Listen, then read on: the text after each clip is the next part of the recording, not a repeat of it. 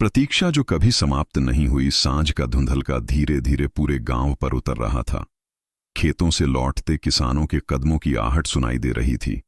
पक्षियों के झुंड अपने घोंसलों की ओर लौट रहे थे। लेकिन गांव के सबसे पुराने मकान के बाहर बैठा एक वृद्ध दंपत्ति आज भी उसी रास्ते को निहार रहा था, जिस पर उनकी आंखें पिछले 5 वर्षों से टिकी थीं। वृद्ध का नाम हरिदास था और उनकी पत्नी गौरी। उम्र ने दोनों के शरीर को झुका दिया था, लेकिन बेटे मोहन के लौट आने की आशा अभी भी सीधी खड़ी थी। हरिदास की आंखें सड़क पर थीं। गौरी रसोई में चूल्हे पर रोटी सेंक रही थी। उसने हमेशा की तरह एक रोटी अतिरिक्त बनाई। हरिदास ने धीमे स्वर में पूछा, आज भी एक रोटी ज्यादा? गौरी मुस्कुरा दी, क्या पता आज हमारा बेटा आ जाए। मां का मन उम्मीद छोड़ना नहीं जानता। हरिदास ने कोई उत्तर नहीं दिया। वे जानते थे कि यह वही वाक्य है जो गौरी पिछले 5 वर्षों से रोज कहती आ रही है। रात गहराती गई, रोटी ठंडी हो गई, लेकिन मोहन नहीं आया। एक समय ऐसा भी था, यही घर कभी खुशियों से भरा रहता था। मोहन जब छोटा था तो पूरा दिन पिता के पीछे पीछे खेतों में घूमता था। पिताजी, मैं बड़ा होकर बहुत बड़ा आदमी बनूंगा। हरिदास हंसकर कहते, बेटा, बड़ा आदमी वह नहीं होता जिसके पास बहुत धन हो, बल्कि वह होता है जिसके हृदय में अपने लोगों के लिए प्रेम हो। मोहन मासूमियत से सिर हिला देता। उधर गौरी उसे अपनी गोद में बिठाकर कहती, बेटा, चाहे जितना बड़ा बन जाना, लेकिन अपने माँ बाप को कभी मत भूलना। मोहन तुरंत उत्तर देता, माँ, मैं आपको कभी अकेला नहीं छोड़ूंगा। उस समय किसी ने नहीं सोचा था कि यही वचन एक दिन सबसे बड़ा झूठ बन जाएगा। त्याग की शुरुआत। मोहन पढ़ाई में बहुत तेज था। स्कूल के मास्टर जी ने हरिदास से कहा, इसे शहर भेजिए, यह बहुत आगे जाएगा। लेकिन शहर की पढ़ाई का खर्च बहुत अधिक था। हरिदास के पास केवल 2 बीघा जमीन थी। उन्होंने बिना एक पल सोचे आधी जमीन बेच दी। गांव वालों ने कहा, बुढ़ापे का सहारा बेच रहे हो? हरिदास मुस्कुराए, जमीन फिर खरीदी जा सकती है, लेकिन बेटे का भविष्य नहीं। उधर गौरी ने अपने विवाह के समय मिले सारे गहने निकालकर पति के सामने रख दिए। ये सब भी बेच दीजिए, अगर बेटे का भविष्य बनता है तो यही मेरे सबसे सुंदर गहने होंगे। उस दिन दोनों ने अपने जीवन की सारी जमा पूंजी बेटे के सपनों पर लगा दी। सफलता का पहला कदम। समय बीतता गया। मोहन ने कॉलेज की पढ़ाई पूरी की, फिर उसे शहर की एक बड़ी कंपनी में नौकरी मिल गई। पूरा गांव खुश था। हरिदास की आंखों में आंसू थे। उन्होंने भगवान से कहा, प्रभु, अब मेरी मेहनत सफल हो गई। शुरुआत में सब कुछ बहुत अच्छा था। हर रविवार मोहन गांव आता, मां के हाथ का खाना खाता, पिता के साथ खेतों में घूमता, गांव वालों से मिलता। लेकिन धीरे धीरे हर रविवार महीने में बदल गया, फिर त्योहारों में, सिर्फ उन फोन तक। बदलाव की शुरुआत। एक दिन फोन आया, पिताजी, मेरी शादी तय हो गई है। हरिदास खुशी से झूम उठे। गौरी ने पूरे गांव में मिठाई बांटी। शादी धूमधाम से हुई। बहू शहर में पली बड़ी थी। उसने कभी गांव का जीवन नहीं देखा था। शुरुआत में उसने भी माता पिता का सम्मान किया, लेकिन कुछ ही महीनों बाद सब बदलने लगा। जब भी मोहन गांव जाने की बात करता, बहू कहती, इतनी दूर जाकर क्या करेंगे, उन्हें पैसे भेज दिया करो। धीरे धीरे मोहन ने भी यही मान लिया कि पैसे भेज देना ही माता पिता का कर्तव्य पूरा करना है। लेकिन माता पिता को पैसे नहीं चाहिए थे, उन्हें अपने बेटे की आवाज चाहिए थी, उसका साथ चाहिए था। वह दिन जिसने सब बदल दिया। 1 वर्ष बाद मोहन अचानक गांव आया। हरिदास और गौरी बहुत खुश हुए। उन्होंने सोचा, अब बेटा हमें अपने साथ रखने आया होगा। मोहन ने कहा, पिताजी, अब आप दोनों अकेले क्यों रहते हैं? मेरे साथ शहर चलिए। गौरी की आंखें चमक उठीं। सच बेटा? हाँ मां, अब आपकी सेवा मैं करूंगा। दोनों ने भगवान का धन्यवाद किया। उन्हें लगा अब जीवन का सबसे सुंदर समय आने वाला है। लेकिन उन्हें यह नहीं पता था कि उनकी सबसे कठिन परीक्षा अभी शुरू होने वाली थी। शहर की चमक और रिश्तों का अंधेरा। शहर पहुंचते ही सब कुछ नया था। बड़ा घर, महंगे फर्नीचर, गाड़ियां, सुविधाएं। लेकिन उस घर में अपनापन नहीं था। पहले कुछ दिन सब ठीक रहा, फिर धीरे धीरे बहू का व्यवहार बदलने लगा।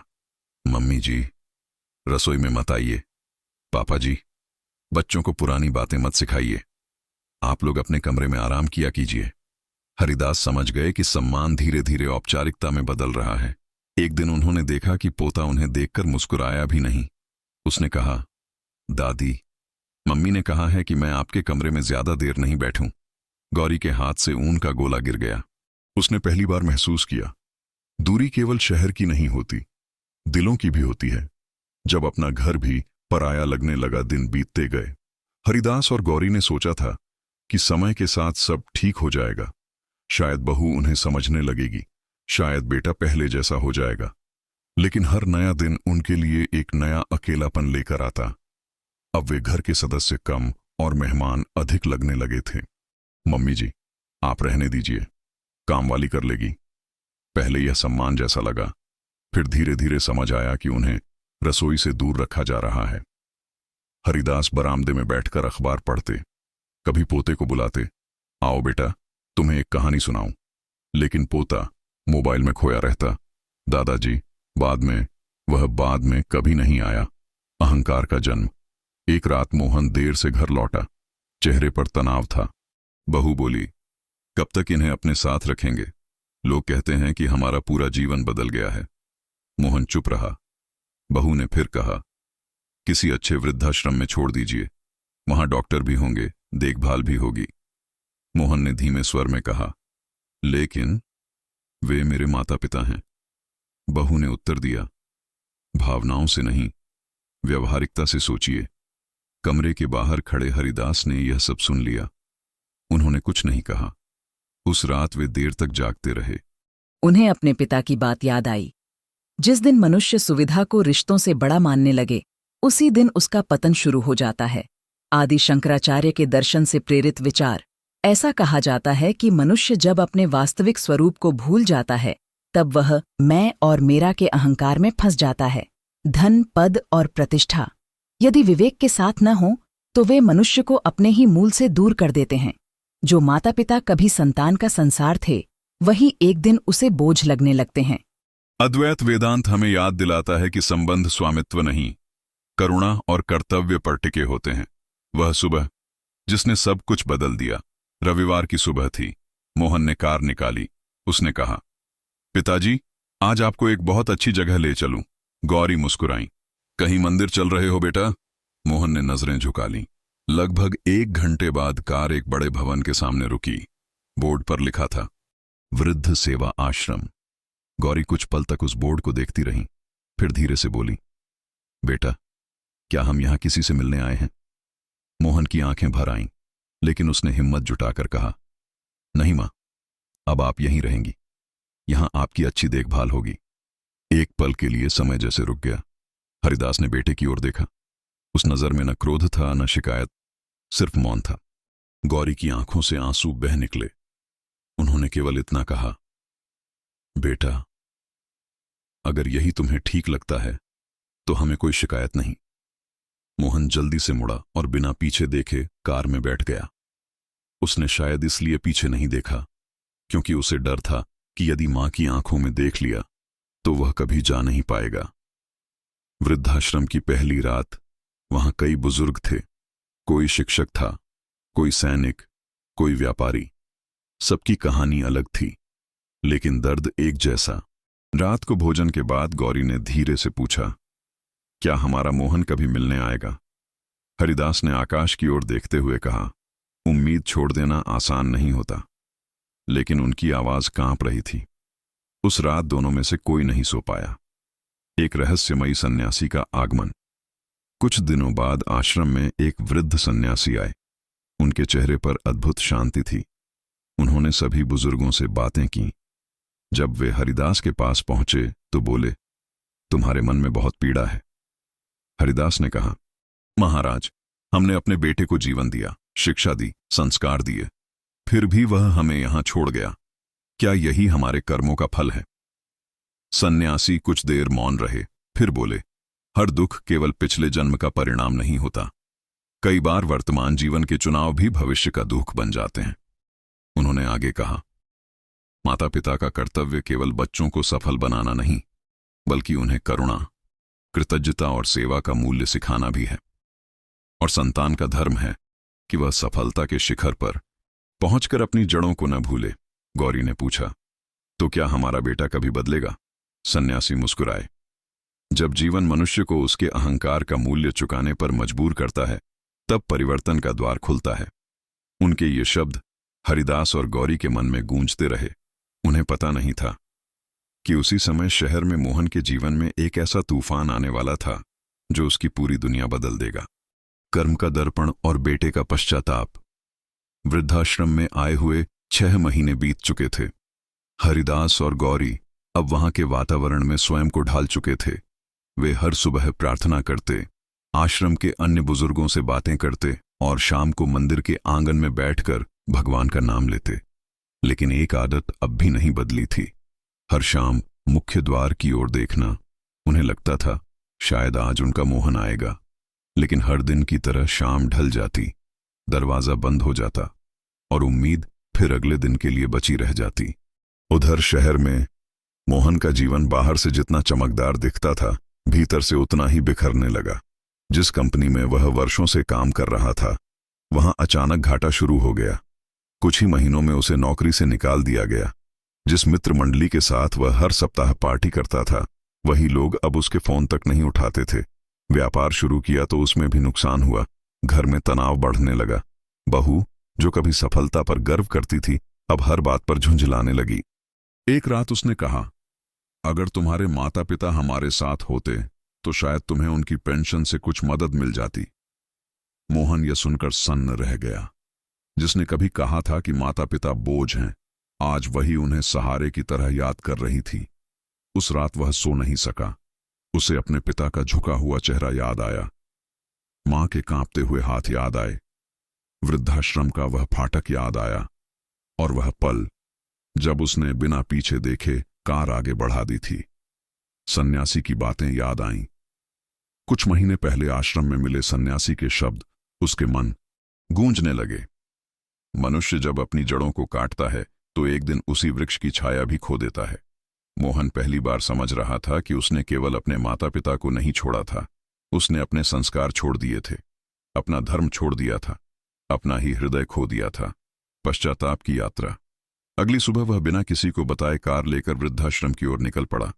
पूरे रास्ते उसकी आंखों से आंसू बहते रहे। वह सोचता रहा, क्या मां पिताजी मुझे क्षमा करेंगे? जब वह आश्रम पहुंचा तब हरिदास मंदिर के बाहर बैठे तुलसी में जल चढ़ा रहे थे। गौरी पास में माला जप रही थीं। मोहन ने उन्हें देखा और उसके पैर कांपने लगे।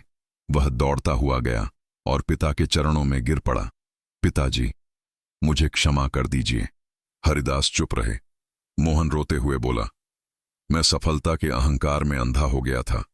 मैंने सोचा था कि धन ही सबसे बड़ा सुख है, लेकिन आज समझ आया कि माता पिता का आशीर्वाद खोकर कोई भी मनुष्य सुखी नहीं रह सकता। गौरी भी रो पड़ी। उन्होंने बेटे का सिर अपनी गोद में रख लिया। बेटा, मां का हृदय शिकायत नहीं रखता। हरिदास का उत्तर। कुछ देर बाद हरिदास ने शांत स्वर में कहा, मोहन, जब तुम छोटे थे तब तुमने चलना सीखा। तुम गिरते थे, हम उठाते थे। आज तुम जीवन में गिर गए हो, क्या हम तुम्हें उठाएंगे नहीं? यह सुनते ही मोहन फूट फूट कर रो पड़ा। सन्यासी का अंतिम संदेश। उसी समय वही सन्यासी वहां आए। उन्होंने मोहन की ओर देखा और मुस्कुराकर कहा, बेटा, कर्म का अर्थ केवल दंड नहीं होता, कर्म हमें सीख भी देता है।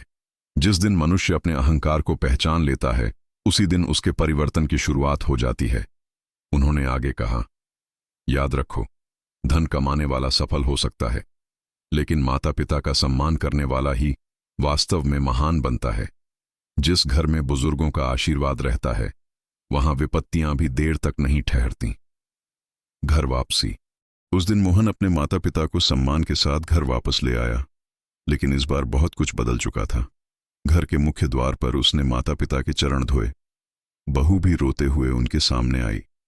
उसने हाथ जोड़कर कहा, मां जी, पिताजी, मुझसे बहुत बड़ी भूल हुई है। गौरी ने उसे भी गले लगा लिया। उस दिन उस घर में वर्षों बाद पहली बार सच्ची शांति लौटी। कथा की सीख। इस कथा का उद्देश्य किसी भी संतान को दोषी ठहराना नहीं है, बल्कि यह याद दिलाना है कि रिश्ते केवल खून से नहीं, कृतज्ञता, सेवा और प्रेम से जीवित रहते हैं। अद्वैत वेदांत की प्रेरणा हमें यह सिखाती है कि अहंकार मनुष्य को उसके वास्तविक स्वरूप से दूर ले जाता है। जब हम मैं और मेरा के मोह में पड़ जाते हैं, तब सबसे पहले अपने ही लोगों से दूर हो जाते हैं। माता पिता की सेवा केवल सामाजिक कर्तव्य नहीं, बल्कि मानवीय संवेदना का प्रतीक है। जो संतान अपने माता पिता का सम्मान करती है, वह आने वाली पीढ़ियों के लिए भी वही संस्कार छोड़ती है, और जो अपने माता पिता को बोझ समझती है, वह अनजाने में अपने ही भविष्य के लिए वैसा समाज तैयार करती है। याद रखिए, धन से बड़ा कोई उत्तराधिकार नहीं, बल्कि संस्कार सबसे बड़ी विरासत है। ये वीडियो पसंद आया हो तो चैनल को सब्सक्राइब करें, वीडियो को लाइक और कमेंट करें। ओम नमः तत्सत।